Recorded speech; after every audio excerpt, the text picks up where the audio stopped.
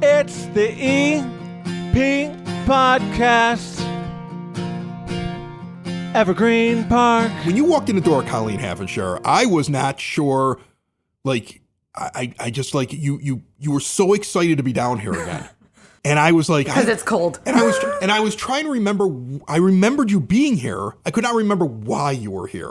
And it was when we first started having OSF on about a year ago, right? It was when they did the cancer walk, correct? That's right. Yeah, we were talking about the 25th anniversary of the breast cancer walk, and we just did our 26th anniversary with the highest attendance since COVID, with over 8,000 people. Really? Yeah. Congratulations on that one. So happy to be back. Thanks for having me. Yeah, and you're here from OSF, and we're going to talk about something that's there to support people that have cancer. From Wellness House, I have Lisa Colavanu. How are you? I'm great, Chris. Thanks for having me here today. Now, the Wellness House is not in the Evergreen Park area, so you had to kind of make a journey to get here. Where is it actually located? It's an actual house, correct? That's right. It's an actual house. Our main location is in Hinsdale, Illinois. We've been there since 1990 and provide programs there, but we actually provide programs all throughout the Chicagoland area, even though that's where our main location is. All right, so you can't bring the house here. That's right. So when you partner up with Little Company of Mary, they give you some space, right, Colleen? So yeah, when we talk about this, I want people to understand it's here. In Evergreen Park, this is going to be a service that's offered right here for this area. That's right. We have a dedicated library in our cancer center, which is just on the first floor of our main building at 2800 West 95th Street.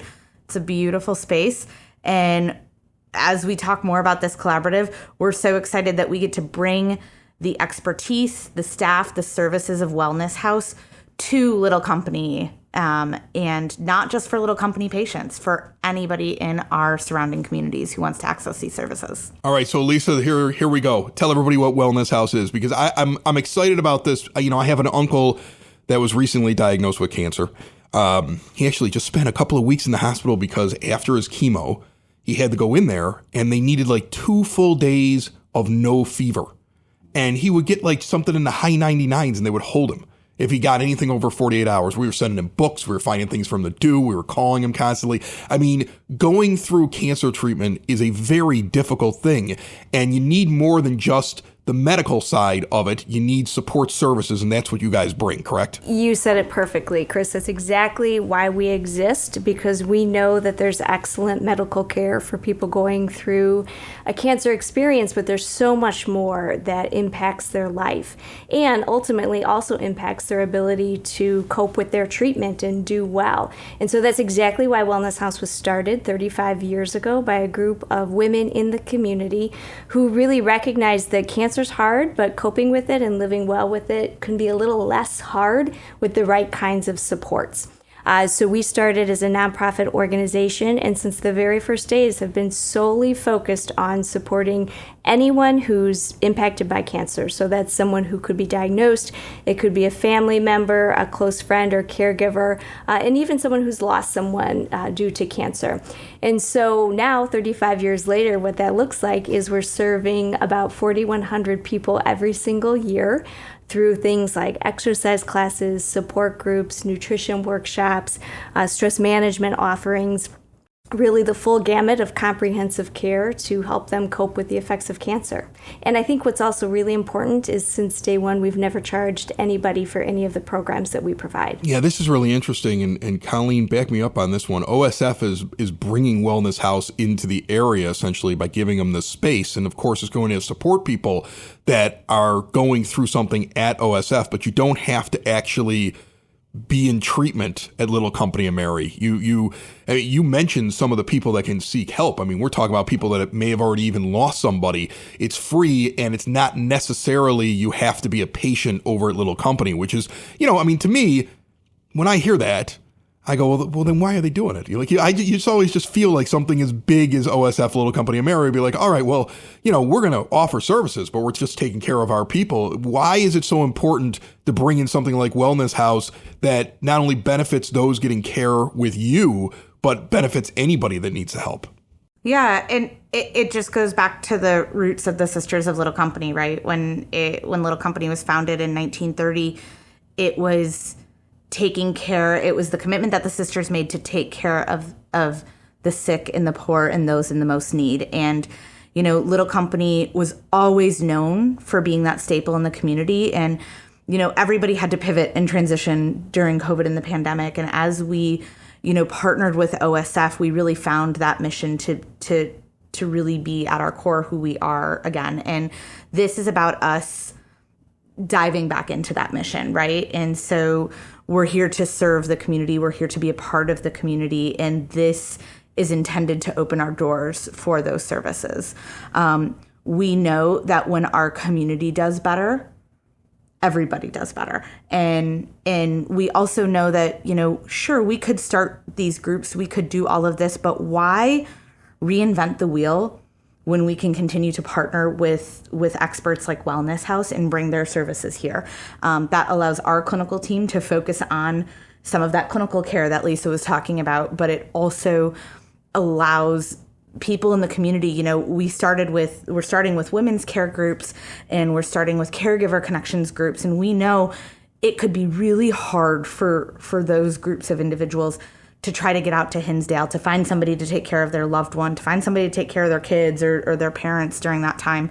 And so if we bring the services back to our community, everybody benefits. Lisa, talk to me a little bit about maybe a barrier that people have to go to a service like you, because you have so many different things that you do. Okay. I mean, some of it's going to be therapy, people that are going through mental health things while they're dealing with this. So there's a lot of support services that you offer. I remember a couple years back, we had to deal with domestic violence in this house. Not a medical thing, because I haven't had to deal with that yet, the big thing. But there were all these people that offered support services kind of like yours. And it was very hard for me and the 3 kids to take it, even though it was free. It was very hard to kind of step over that threshold and dive into, okay, here's a group that's set up to help us with this problem. I would imagine it's similar. You have a lot of people that are going through cancer or that are supporting somebody else that's going through it. These services are available to them, but it must be hard to get them in the door at first. That's exactly right. And that's true. We do know that there are a lot of barriers to accessing the kind of care that benefits people most. So listen, when you're going through cancer and you're going through treatment, you frankly don't feel very good. Physically, emotionally, it can be hard to generate the kind of energy needed to even get yourself up and going. So there's that simple barrier of the side effects of the illness. We also know that if it's not very convenient and it requires extra time or time away from work, it's going to be difficult to access care as well.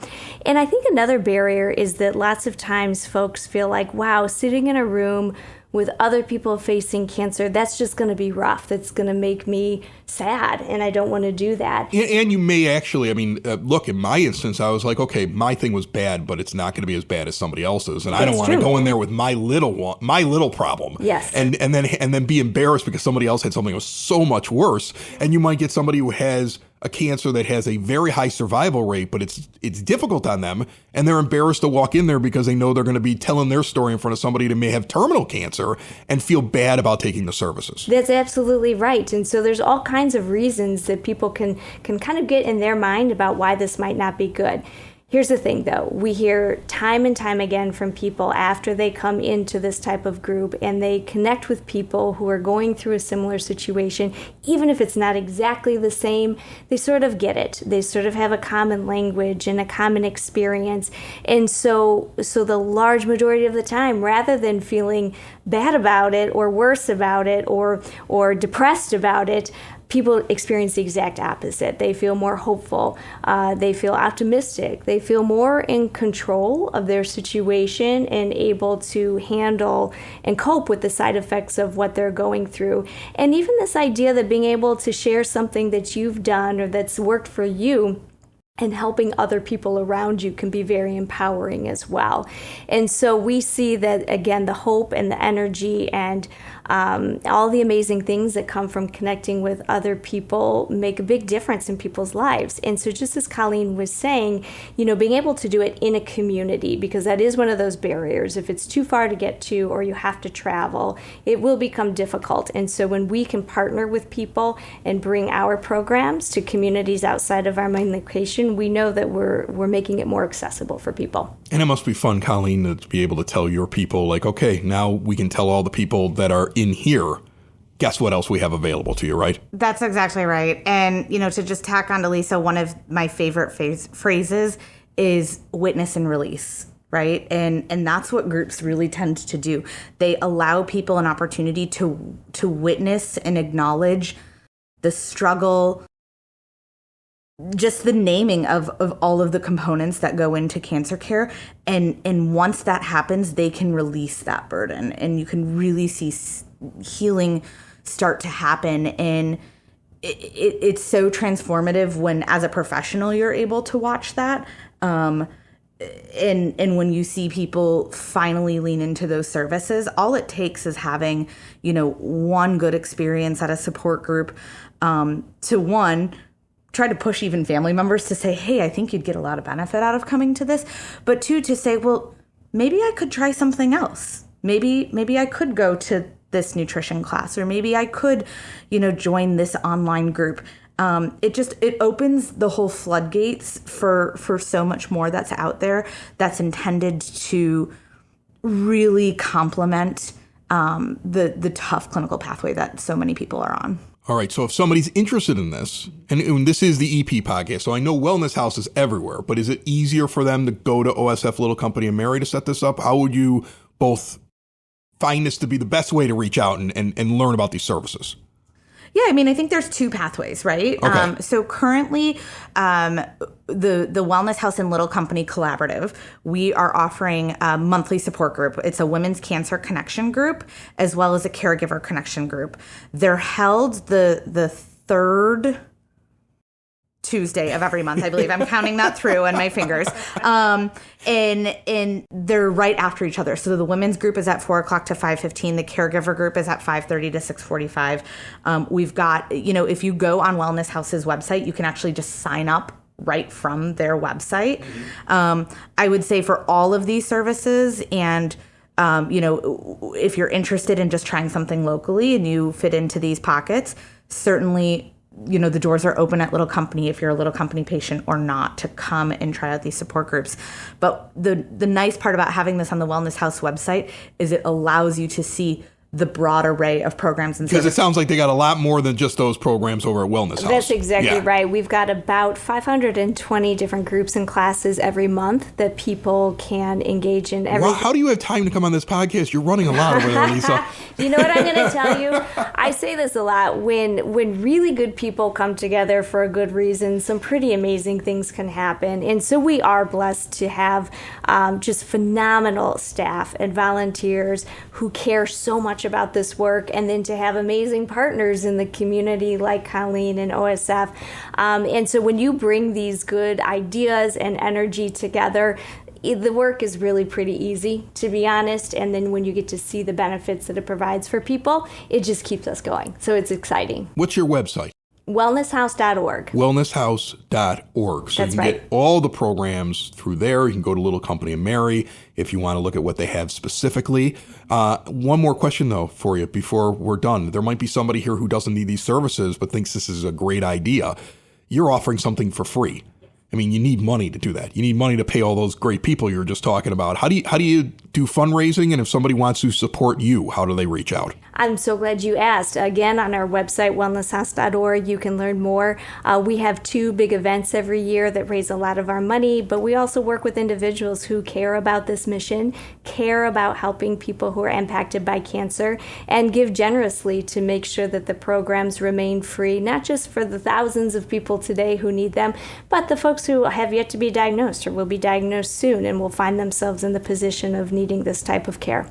Awesome. And Chris, I have to tell you, this particular collaborative was actually made possible because of community, right? So the Ridge Women's Golf League does an event every year. It's actually coming up this September. So we'll probably be doing a foursome, getting some golf going. But because of the proceeds from that golf outing from the Ridge Women's League, that's why we're able to bring this programming between Wellness House and Little Company here for free for everybody and have it open to the community. So just have to give a shout out to to the Women of Ridge. That's awesome. I mean, like it's an entire podcast segment on people helping people help other people. Amazing. I love it. Elisa, Colleen, thanks so much for stopping by. Good luck to both of you. Thanks for so having much. us. It's the EP Podcast. All things Evergreen Park. It's the EP Podcast. Evergreen Park.